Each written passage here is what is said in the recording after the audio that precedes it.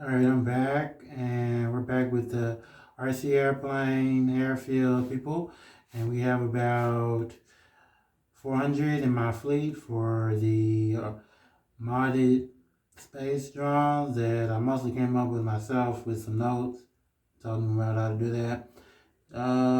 Get about 10 more today. No real major development in staff for the 10 by 20 and 10 by 40. But we're still working on getting that up. Got myself and some contractors for programming done in the past.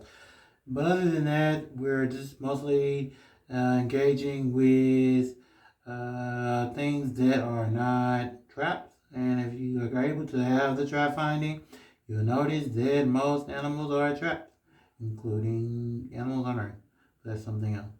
But if you're interested in making your own groups, no big problem. Figure out how to make a space drone at your local RC locations and see who wants to talk to you about that. I guess I'm not sure how yours will be put together, even if you know how to make a intergalactic space drone from materials that you can get.